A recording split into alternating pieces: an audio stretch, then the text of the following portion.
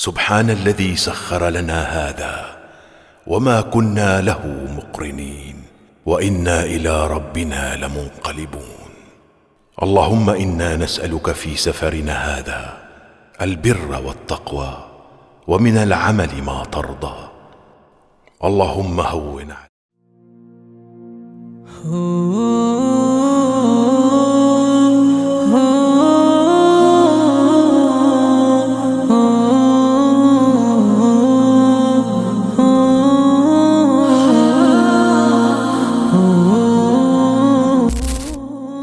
ही है सिंध जो मरी जेको कारुंज जे नाले सां मशहूरु आहे ऐं डिस्ट्रिक्ट नगर पार्कर।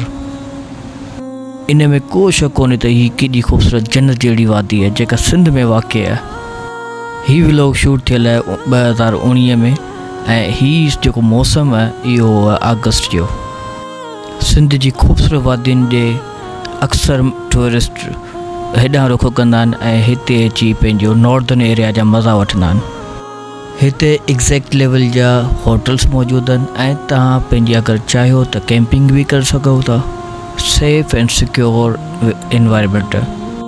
हीअ असां फ़ैसिलो 2019 में कयो जॾहिं असां टूरिस्ट पंहिंजा दोस्त असां अक्सर जॻह हेरिटेज साइट ऐं विज़िट कंदा आहियूं। सिंध जूं ख़ूबसूरत वादियूं ख़ूबसूरत नज़ारा ही पिणु उन्हनि मां मौजूदु आहे जेको असां डिसाइड कयो ऐं असां वञी उते अखियुनि सां ॾिठो त असांखे नॉर्दर्न मज़ो मिलियो, बेस्ट मज़ो मिलियो जेको असां वरी हर सीज़न में यादि कंदा आहियूं। बारिश जो टाइम ऐं उहो हूंदो आहे अगस्त जो टाइम। उन टाइम ते तव्हांखे हिते सूरज तो मिलंदो ई कोन, हल्की हल्की बूंदाबांदी ऐं बारिश कंटिन्यूअस। अगर तव्हां हैदराबाद सिंध खां शुरू करियो ऐं नगर पार्कर कारुंजर ते पहुचो त तक़रीबन अप्रॉक्सीमेटली 380 किलोमीटर्स तव्हांखे सफ़र वन साइड पवंदो।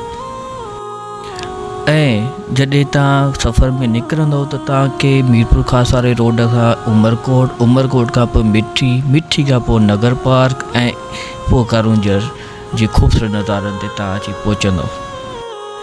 1 to 1 असां नज़ारनि खे ॾिसंदा रहियासीं। टाइम ई का असां एग्ज़ैक्ट नथा ॿुधाए सघूं छो त असां बाइकर्स पंहिंजी बाइकुनि ते हुआसीं। असां 1 to 1 जॻह ते स्टॉप वठी असां फ़ोटोशॉप कंदा रहियासीं। असां जॾहिं पहुतासीं तक़रीबन कोई अप्रोक्सीमेटली 8 आवर्स थी चुका हुआ।